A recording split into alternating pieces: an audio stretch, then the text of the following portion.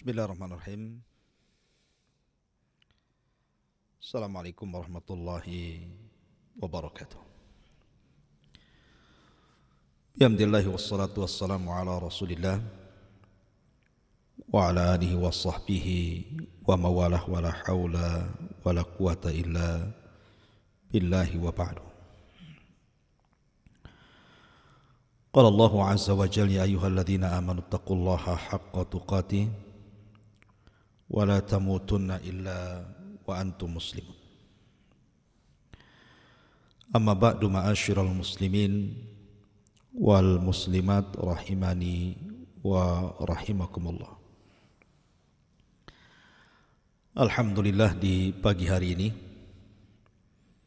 tentunya dengan nikmat yang Allah anugerahkan kepada kita, kita bisa bermuajah, bertatap muka walaupun lewat media untuk bertalabul ilmi. Salawat dan salam kita hadiahkan kepada Rasul kita Nabi besar Muhammad sallallahu alaihi wa ala alihi wasallam. Tema di pagi hari ini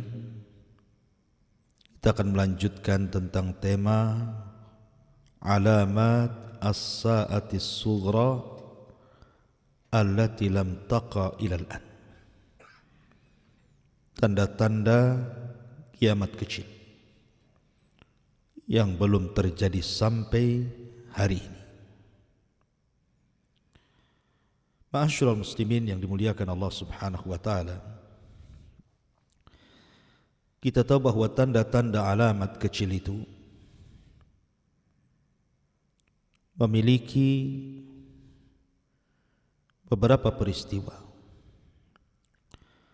Ada tanda-tanda alamat kiamat kecil yang sudah berlalu dan tidak mungkin kembali.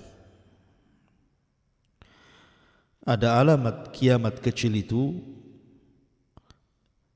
yang telah terjadi dan akan terus terjadi dan akan terulang-ulang kejadiannya.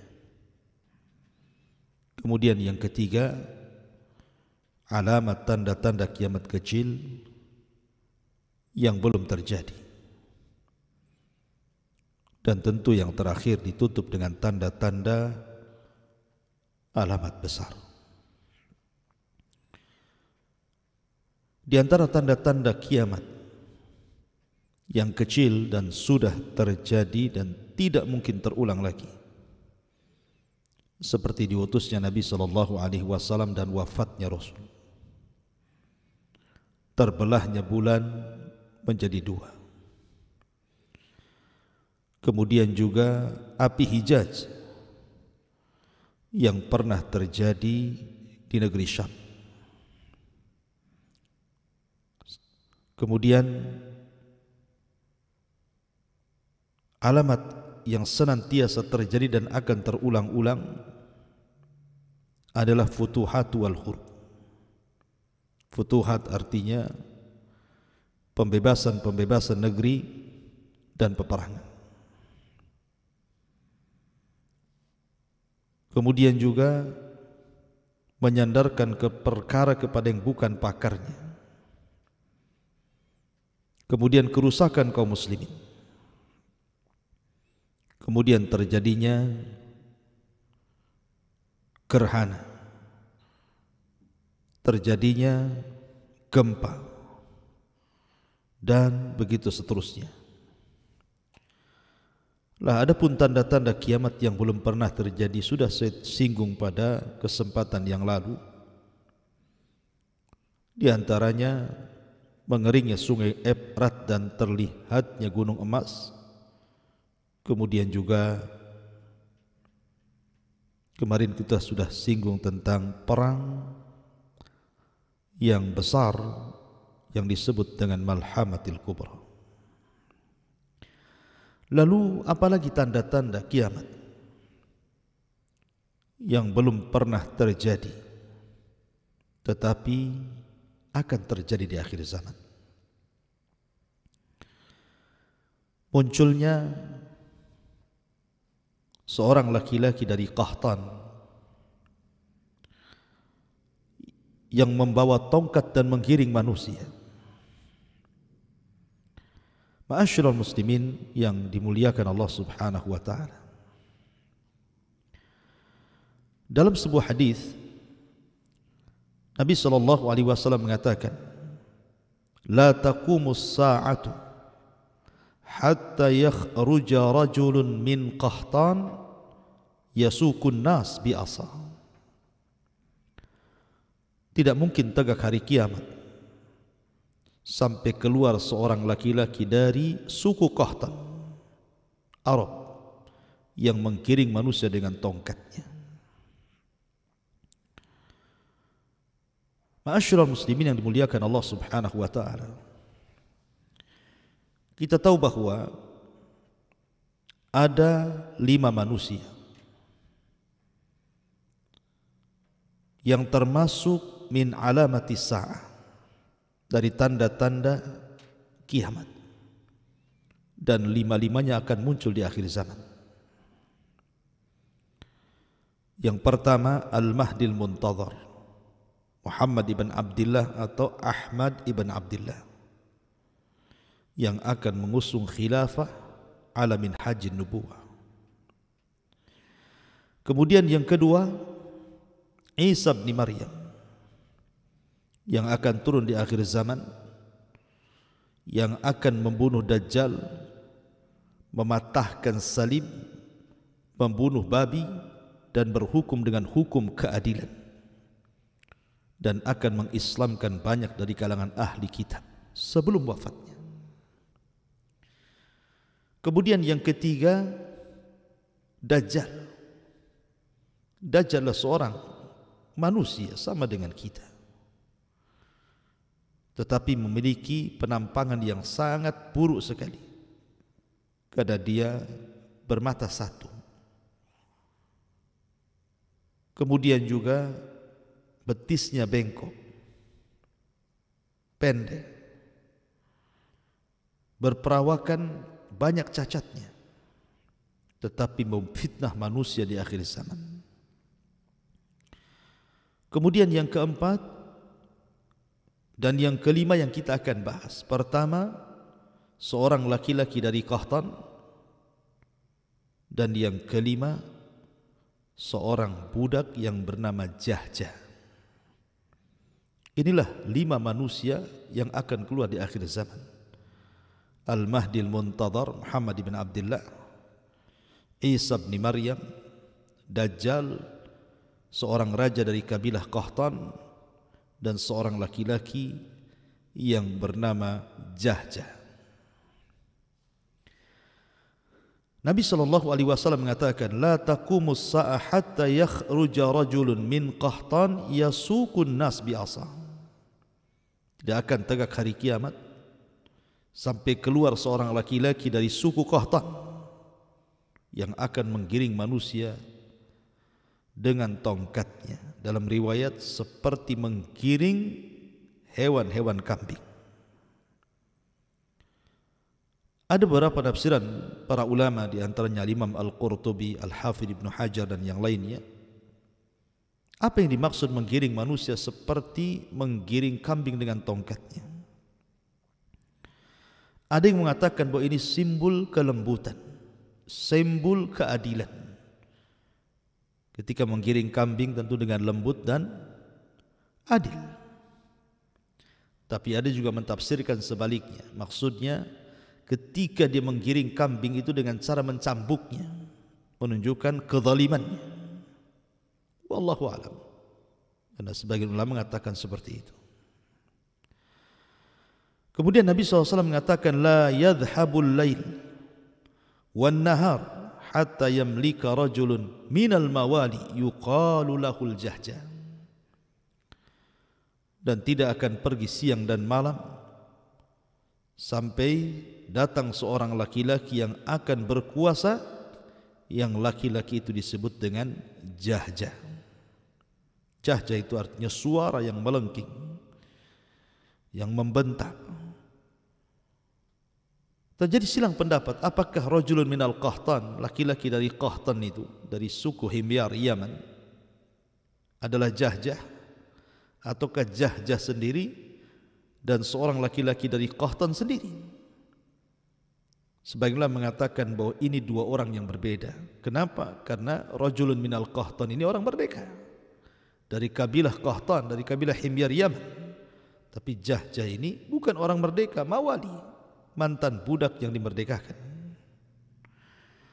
Ma'asyiral muslimin yang dimuliakan, tapi ada kemiripan, dua-duanya akan berkuasa di akhir zaman. Tapi kapan waktunya? Wallahu a'lam. Hanya Allah subhanahu wa ta'ala yang tahu tentang waktu berkuasa dua laki-laki ini. Rajulun minal Qahtan dan juga rajulun yuqalu lahu Jahjah. Seorang laki-laki yang dikatakan dari negeri Qahtan dan seorang laki-laki yang dikatakan Al-Jahjah. Ma'asyiral muslimin yang dimuliakan Allah subhanahu wa ta'ala. Kemudian juga di antara tanda-tanda kiamat yang belum terjadi adalah munculnya seorang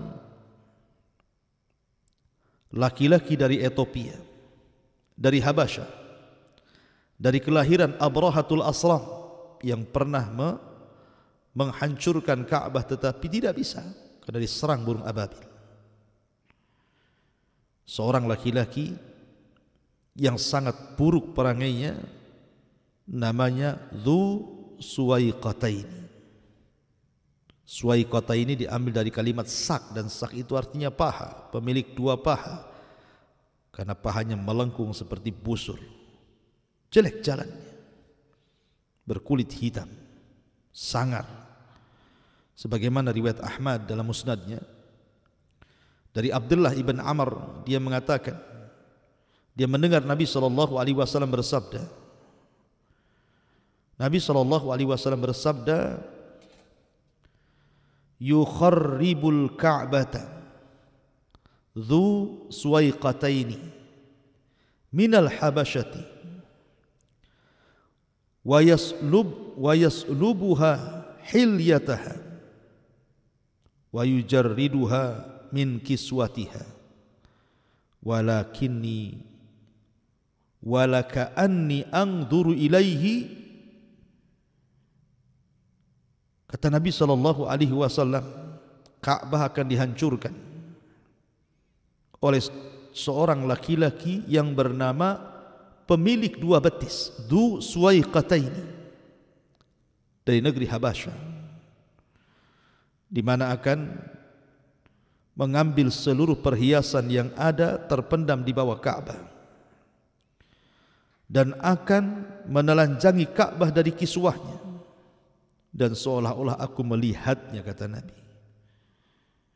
Dalam riwayat Musnad Ahmad juga dari Abi Qatadah, Nabi SAW bersabda, yubaya'u li rajulin ma bainar rukni wal maqam walan yastahillal baita illa ahluh فَإِذَا اسْتَحَلُّوهُ فَلَا تَسْأَلْ عَنْ هَلَكَةِ الْأَرْضِ ثُمَّ تَأْتِي الْحَبَشَةُ فَيُخَرِّبُونَهُ خَرَابًا لَا يَأْمُرُ بَعْدَهُ أَبَدًا وَهُمُ الَّذِينَ يَسْتَخْرِجُونَ كَنْزَهُ.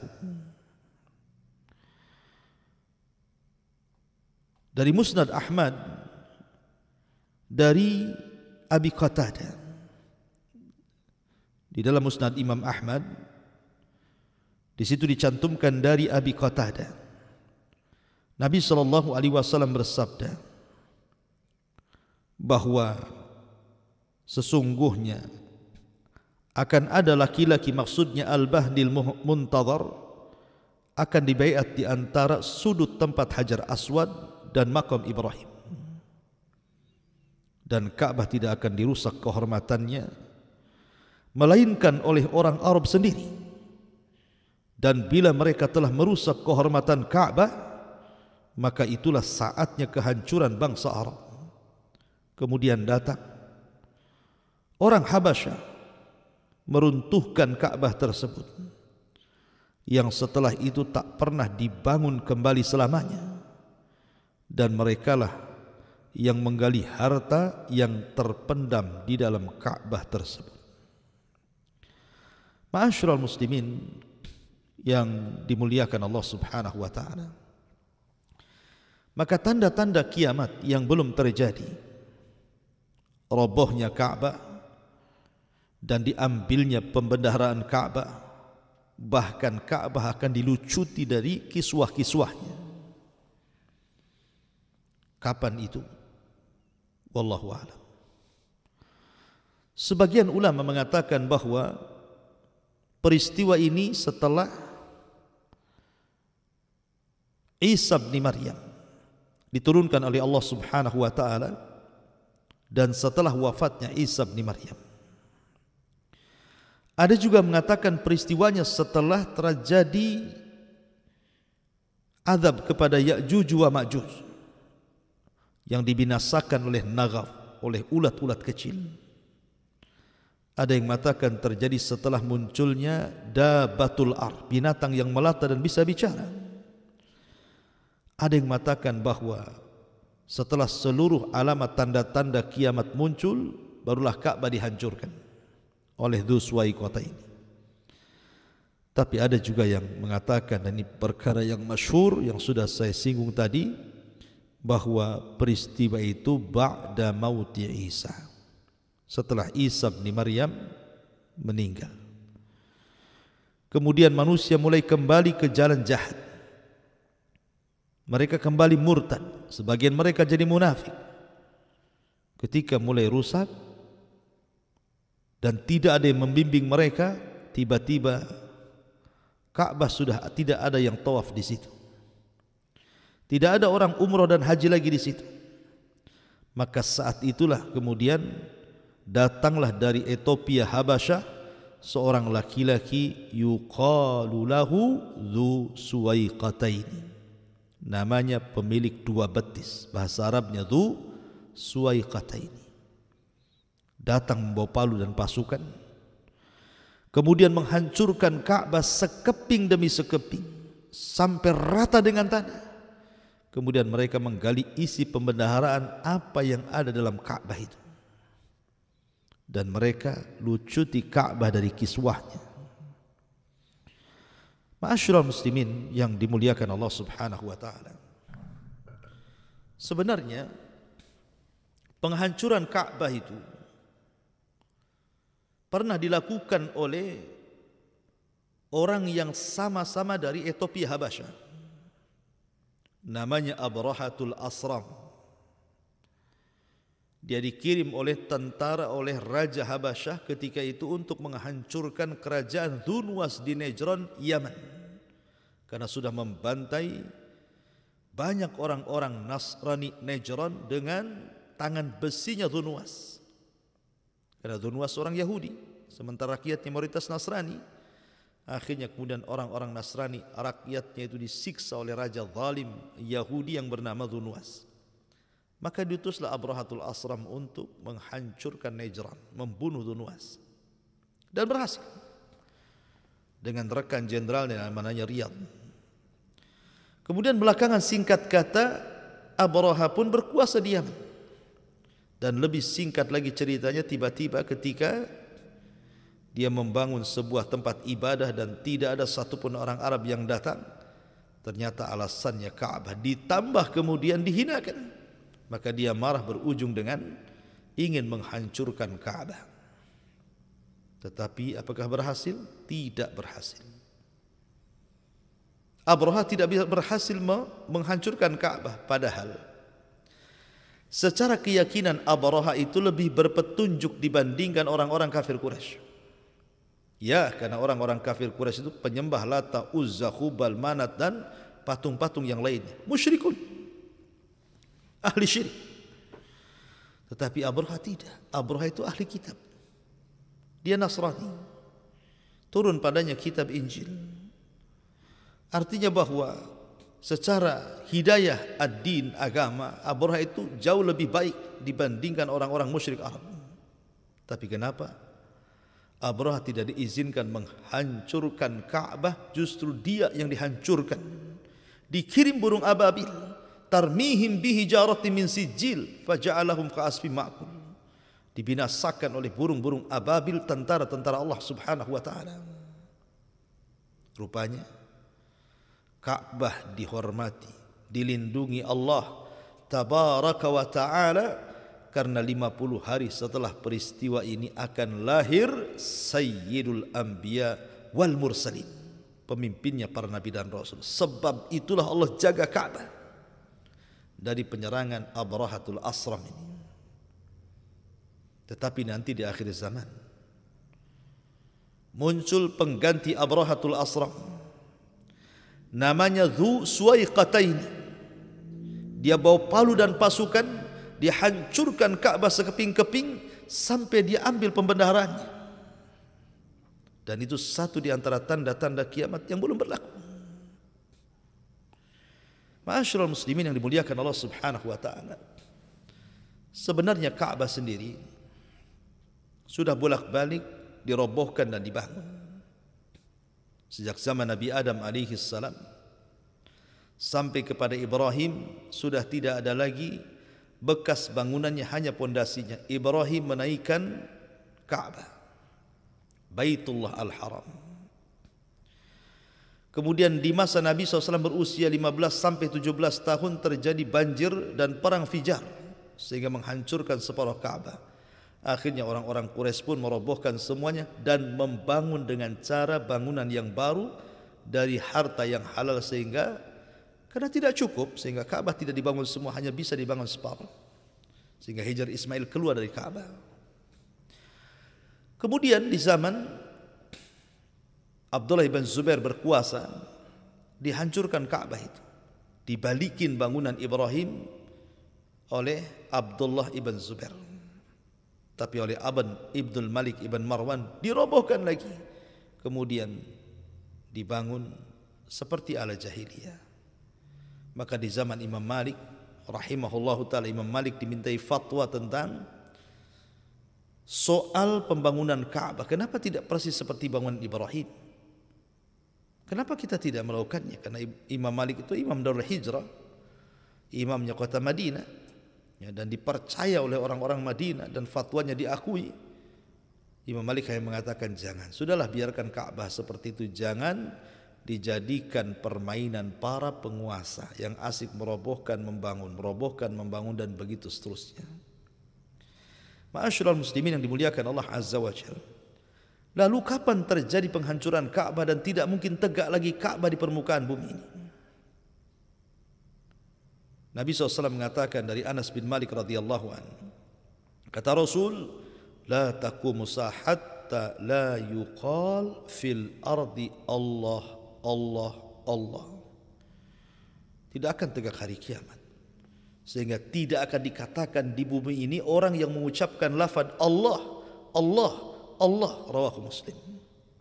Ketika tidak ada lagi orang mengucapkan Allah, orang sudah tidak kenal salat, tidak kenal puasa, tidak kenal zakat, tidak kenal haji, tidak kenal umrah, dan manusia berada di atas kegelapan.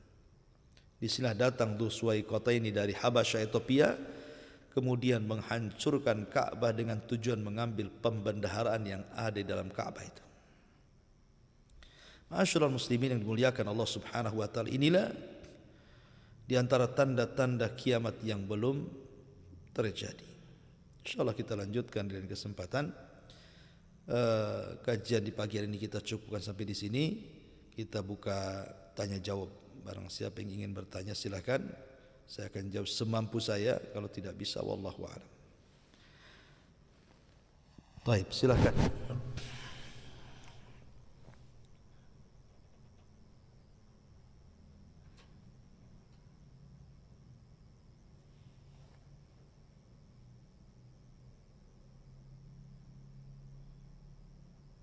Kurang jelas tulisannya nih.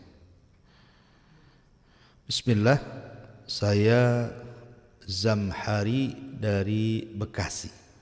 Masya Allah, hayakallah akhi Zamhari dari Bekasi. Semoga Allah berkahi Anda.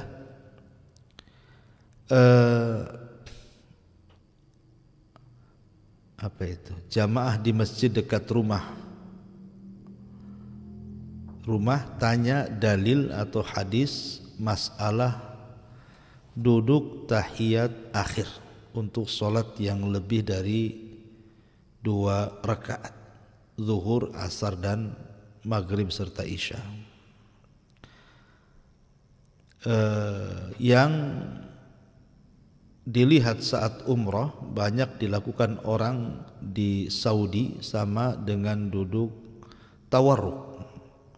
Saya coba cari tapi belum ketemu. Jazakumullah khairan, barakallahu fiik. Ya, mungkin maksudnya yang saya pahami dari pertanyaan ini, karena di luar tema ya, ini kan masalah fikih ya. Yang saya tangkap dari pertanyaan itu mungkin antara duduk iftirash dengan tawarruk. Ketika orang sholat 2 rakaat dan diakhiri dengan tasyahud akhir seperti subuh atau sholat sunnah 2 rakaat. Apakah duduknya tawarruk ataukah duduknya iftirash? Ya. Kan dalam duduk itu ada dua jenis gitu. Ada yang melabuhkan pantat di tanah, ada yang kemudian meletakkan pantat di ujung tumit. Nah, itulah dalam istilah ada tawarruk dan iftirash. Wallahu a'lam, saya pernah terbaca pendapat Syafi'i dan juga Hambali bahwa duduk yang rakaat yang terakhir, duduk tasyahud akhir pada solat-solat yang memiliki hanya 2 rakaat, maka dianjurkan untuk meletakkan pantat di atas tumit. Itu bahasanya iftirash gitu ya. Tetapi yang memiliki lebih daripada 2 rakaat maka melabuhkan di tanah. Tetapi pendapat yang lainnya tidak, bahwa mau 2 rakaat, mau 4 rakaat atau 3 rakaat, yang penting tasyahud akhir berbeda duduknya dengan tasyahud awal. Artinya tetap melabuhkan di tembok, mungkin bahasa kita, tidak meletakkan di atas lutut gitu ya. Saya istilahkan seperti itu karena kalau saya istilahkan tawarruk iftirash mungkin para pendengar tidak paham. Saya silahkan meletakkan pantat di atas tumit atau meletakkan pantas di tembok gitu ya. Tapi yang jelas ini masalah khilaf ulama. Tidak perlu kita perpanjang masalah ini karena ini kan masalah fikih. Anda mau duduk yang iftirash atau tawarruk gitu ya, ketika yang 2 rakaat itu sah-sah saja karena masalah khilaf ulama. Wallahu a'lam.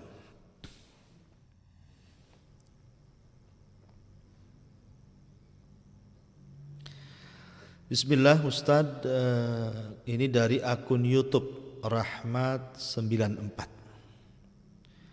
Bismillah, afwan Ustaz, mau tanya bagaimana kedudukan orang penghafal Quran di hari kiamat?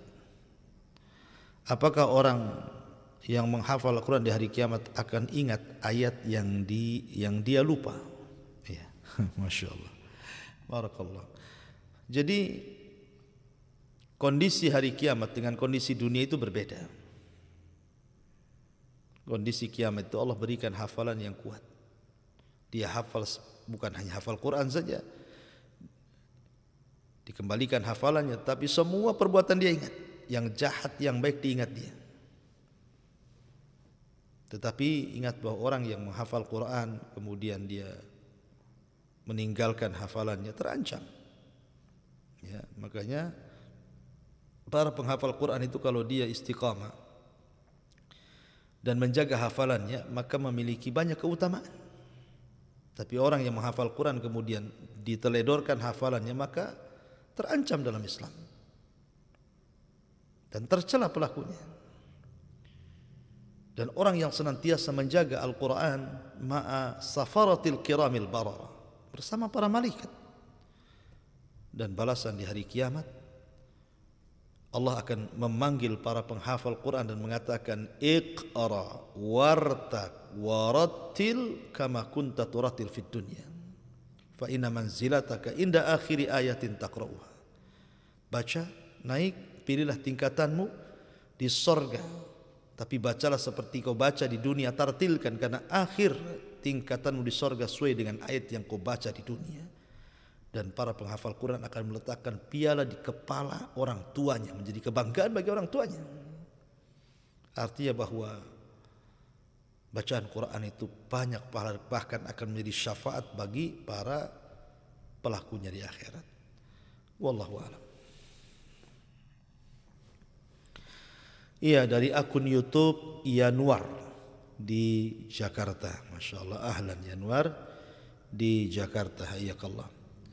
Bismillah, Afan Ustaz mau tanya, kalau seorang muslim mendapatkan musibah, bagaimana kita mengetahui itu hukuman terhadap kemaksiatannya atau ujian untuk meninggikan derajatnya? Dilihat, apakah orang yang terkena musibah itu orang taat, orang yang suka ibadah, ataukah yang terkena musibah itu ahli maksiat dan benci ibadah?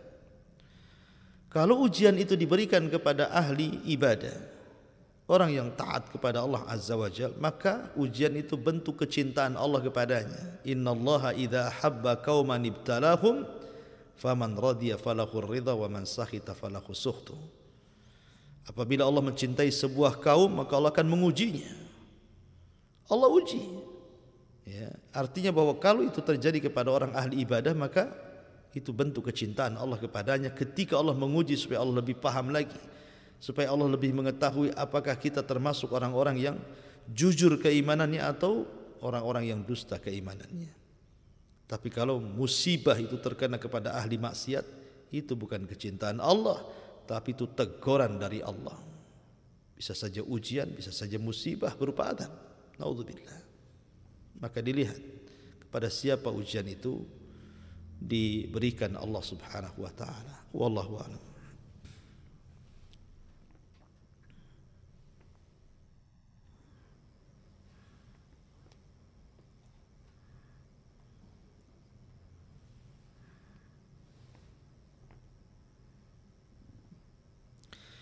Iya, di sini di kanal YouTube Humairah Channel dari Habibi Sidoarjo. Assalamualaikum Ustaz, saya ingin bertanya apakah ketika Al-Mahdi itu keluar dan ketika dibaiat akan berkeliling dunia juga Ustaz untuk mencari pasukan? Terima kasih. Ya. Barakallahu fiik. Jadi Imam Mahdi tidak akan keliling seperti kelilingnya Dajjal. Dia akan dibaiat di antara dua rukun, Hajar Aswad dan Maqam Ibrahim. Kemudian ketika datang pasukan dari Syam hendak menyerang Al-Mahdi, maka pasukan ditenggelamkan di Baida antara Mekah dan Madinah. Kemudian semua orang tahu dia Imam Mahdi. Akhirnya banyak orang berbaiat. Kemudian Imam Mahdi pun pergi dari kota Hijaz menuju Syam Palestina dan akan membentuk kekhilafahan di situ. Maka semua manusia akan berbondong-bondong datang. Jadi dia tidak keliling cari pasukan, tidak. Orang-orang yang akan datang kepada dia, dan semua akan tumpah di Baitul Maqdis. Sebagaimana hadis Ibn Hawalah, ya Ibn Hawalah, apabila khilafah sudah terjadi di negeri yang suci Baitul Maqdis, ketahuilah bahwa gempa akan berlaku, musibah akan banyak, perkara besar akan terjadi, dan hari kiamat jauh lebih dekat dibandingkan kepalamu. Nah, dari sini menunjukkan bahwa khilafah akan terjadi di Palestina, karena masalahnya Al-Mahdi sendiri tidak lama. Mahdi itu berkuasa sekitar 7 sampai 9 tahun, kemudian meninggal dunia. Kemudian dilanjutkan estafet kepemimpinan oleh Isa bin Maryam. Kemudian Isa pun meninggal dunia, maka kemudian akan banyak peristiwa-peristiwa yang semakin dekat kepada kiamat besar. Wallahu a'lam ya. Saya ini yang bisa sampaikan karena saya tidak pernah membaca riwayat Imam Mahdi keliling seperti kelilingnya Dajjal, tidak. Tapi wallahu a'lam ya. Kita hanya menjelaskan sesuai yang kita baca dalam hadis-hadis Nabi SAW dan juga keterangan para ulama. Taib. Kemudian ada juga pertanyaan ini dari siapa ini? Manqul. Ya. Assalamualaikum Ustaz, saya nak tanya, oh boleh, bagaimana nak lembutkan hati? Masya Allah. Bagaimana caranya melembutkan hati? Badan dan hati ini bisa kotor, tapi membersihkan badan lebih mudah dibandingkan membersihkan hati. Hati ini disebutkan apabila dia baik, semua badan baik. Kalau dia jelek, semua badan jelek. Artinya dia penentu badan. Sehingga kalau hatinya jernih bersih, maka badannya pun sama. Tapi kalau hatinya kotor, badannya pun ikut kotor. Oleh karena itulah maka Nabi SAW senantiasa memperhatikan soal hati. Salah satunya Rasul mengatakan at-taqwa hahuna, takwa itu di sini, disyaratkan kepada hati, kepada dada. Lalu bagaimana cara melembutkan hati? Banyak perkara-perkara yang bisa melembutkan hati. Yang paling besar pengaruhnya adalah berzikir. Karena Allah mengatakan ala bidzikrillahi tatmainnul qulub. Dengan berzikirlah tenang hati. Kata ulama, carilah ketenangan hati itu di 3 perkara. Pertama zikir, yang kedua salat, yang ketiga baca Quran. Kemudian juga di antara yang bisa melembutkan hati adalah tadzakkarul maut. Ingat kematian. Kalau ada orang meninggal, ziarah, datang sampai ke kuburan, supaya kita teringat kita juga akan seperti dia, sehingga lembut hati kita. Dengan mengingat kematian, melihat orang mati atau terjun dalam fardu kifayah, itu juga bisa melembutkan hati. Termasuk yang melembutkan hati adalah mengusap kepala anak-anak yatim. Ya, kalau ingin lembut hatinya, cari anak-anak yatim, usap kepalanya. Kemudian juga al-hub lil fuqara wal masakin. Cinta dengan fakir miskin. Itu melembutkan hati. Dan begitu seterusnya, ya. Wallahu a'lam.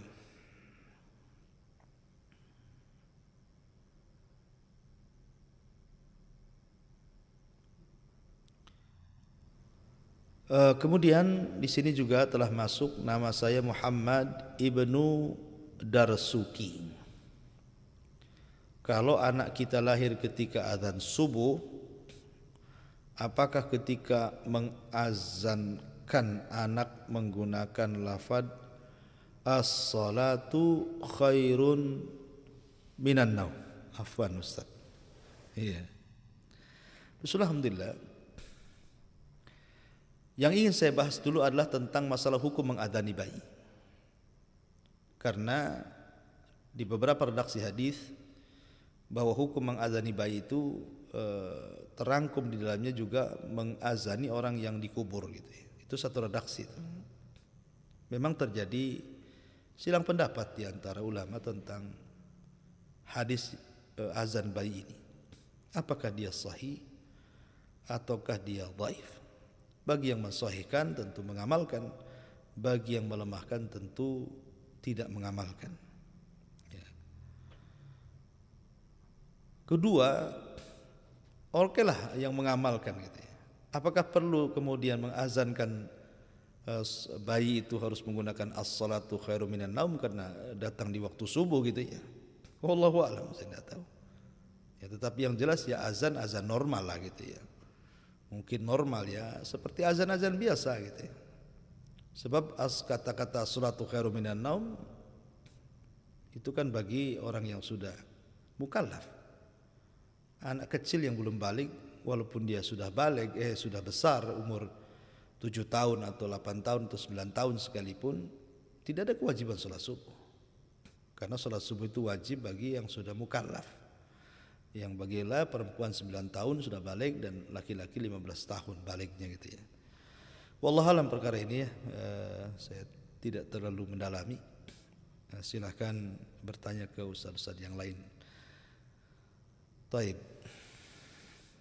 Saya kira cukup ya. Mudah-mudahan ada manfaatnya.